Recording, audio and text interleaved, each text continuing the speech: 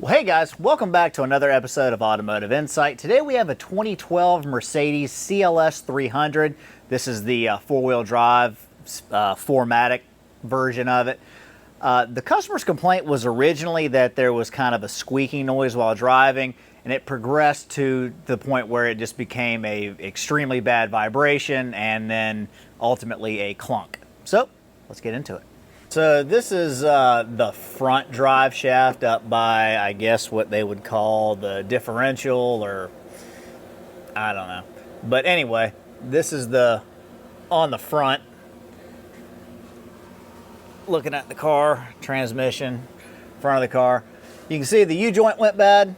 The U-joint is not serviceable, so we bought a replacement drive shaft that does have a serviceable U-joint. So let's show you that process. So here's our new one. The new one actually has circlips on it so that you can just replace the U-joint. But as of right now, the factory one has like kind of stamped steel thingies around it. We'll show you what that looks like when we get it out. But anyway, let's get pulling this drive shaft out.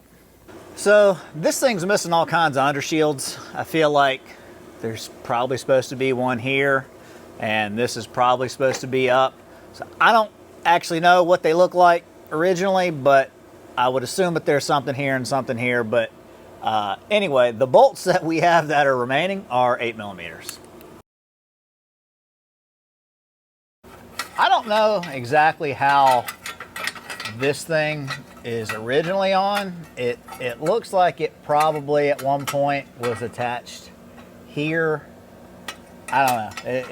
It's beat all to heck for the time being. So I'm not sure what we're going to do about that right now. But in the meantime, I think the overall plan is we are going to try to take this cat out, and hopefully that'll give us enough room to be able to unbolt our flange here and maybe push it over to the side so that we can pull it out from the back. Hope is a good thing. We're going to start by taking this this needless bracket out here. It's all 13mm, 2 on the side, 2 on the side, 2 right here.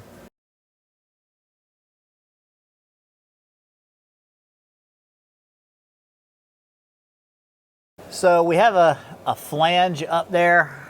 I don't know how well you can see. You can barely see it in real life, but there's 2 13 bolts there.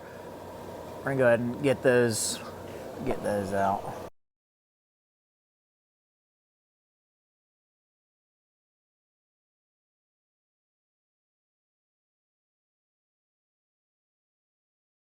Our back exhaust collector is this hose, or this clamp, exhaust clamp, is an E12.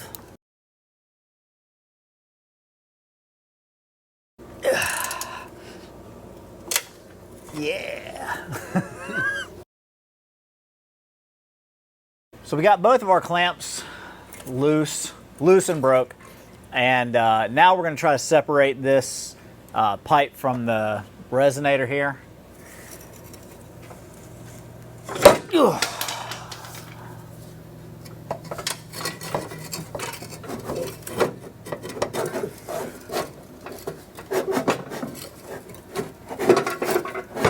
So with our pipe kind of just dangling now, we'll see if we can get this thing out of the way now. Probably not going to be putting this back on. We'll work on getting our O2s, AF sensors, widebands, whatever they are, off. I don't ordinarily like doing it like this. I'm just going to twist it with them plugged in because everything on this car is just hard to get to. So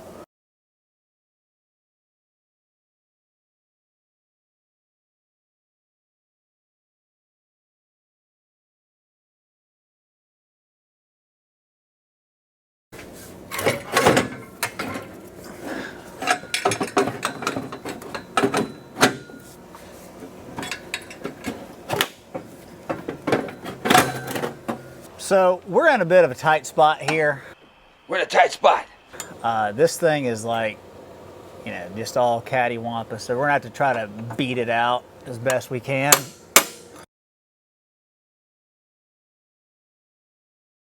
So work on getting what's left of our bolts out. They are a T50. So unfortunately that didn't quite give us the room that we needed. So what we're gonna attempt to do now is lower our transmission. We got it supported with a jack stand. We're gonna take these E12s out. There's 8 of them total.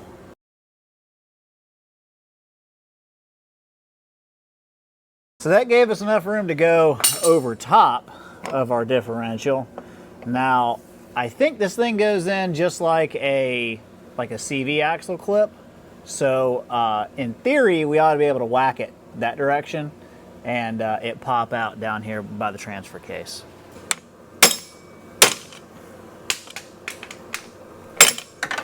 All right, guys, so in real time, this has been about 90 minutes to 2 hours later in the process. So since this thing came apart, it actually came out far easier than it went back in. After filming and filming and filming and filming and filming with zero to show for it, we eventually put the camera down, and so we will walk you through the process of how we got it, how we get the new one back in. So I don't know if you can see this or not, but this has a master key, like a master spline on it. So what we did was we found where the master spline was on the new shaft, and we scribed a line right where that master spline was. Once we did that, the corresponding male side, you can see it when it's on the car. It'll be over in this area.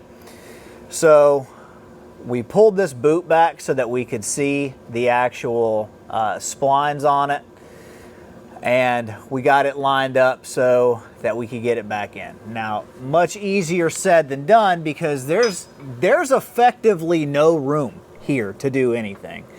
So if you notice, this part of the drive shaft, like where the U-joint goes, is flat, and then this part is round. So we ended up having to, we jammed it up in here first, stuck it on the splines in the back, and then we had the flat part of this right up against this exhaust flange right here.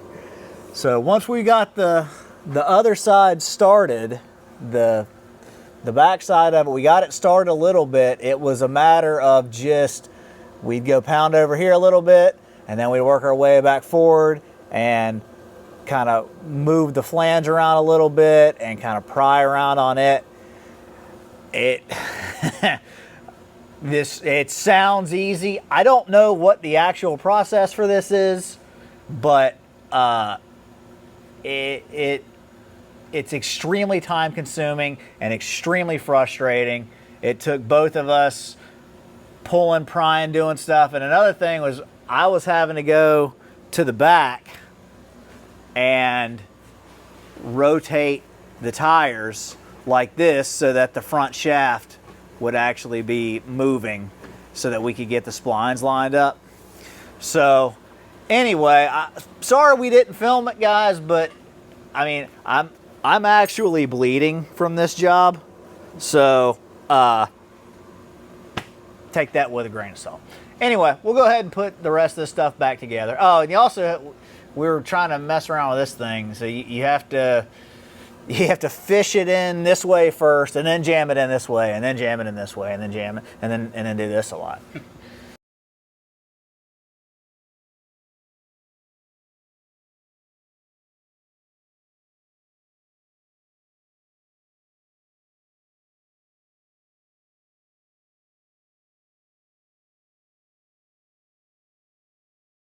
So we've come to the thought out conclusion that we ain't using this thing. I can't even figure out how it originally did mount. So we'll go ahead and put our exhaust on now.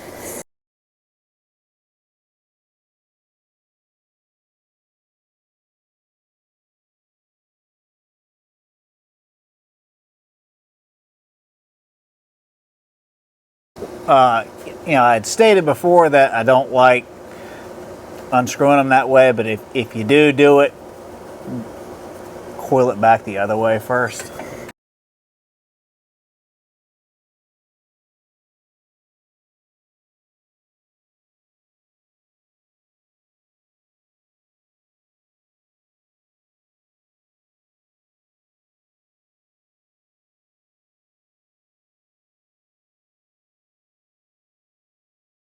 So we did find that you got to put this on before you tighten down the exhaust bolts, because otherwise it'll hit your drive shaft. So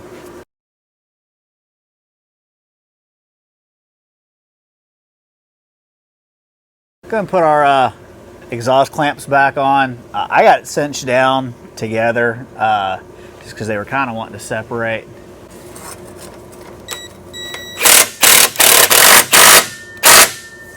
Now this side, if you remember, we broke it, so we just ran a bolt and a nut through, and they're just going to use that on the clamp, because this clamp's probably $714 from Mercedes.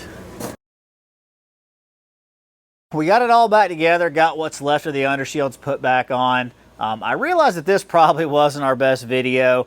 We didn't have the greatest thing to start with to begin with, and then it took way longer than we expected.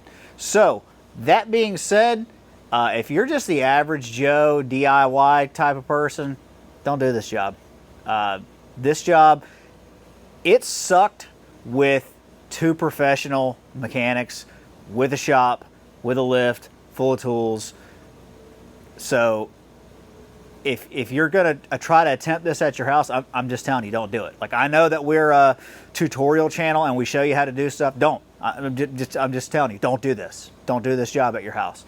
But if you're a pro, I'd be interested in your feedback. Is anybody, any Mercedes people out there, is there some way of doing this that we missed? To be fair, we didn't look at the repair manual. We rarely do. But we had multiple ideas of how to do this. We had thought about maybe pulling the exhaust manifold off of it, but the engine mount's in the way. And then we had thought about maybe lowering the cradle down, but then you still got to pull the axle out of it, and I don't know how far down it would be able to go before you could get that thing in from the bottom. We had thought about divorcing the transmission from the engine and sliding it around so that you got a little more room on that side. Yeah, I don't know. Anybody who's actually done this before, bleep bloop down in the comments how you do it. It calls for 4 hours, which seems kind of, I don't know. I mean, it seems like a lot for a drive shaft, but then again, it probably took us 4 hours to do it. But anyway, guys, that's going to wrap things up for today. Hopefully we earned a thumbs up from you. Let us know what you think down in the comment section. We have new content for you every single week, so consider subscribing to the channel. And with all that being said, thanks so much for watching. We'll see you on the next one. I'll pick you up at 8. You probably won't be awake. Call yourself an Uber, babe. I'm gonna wait.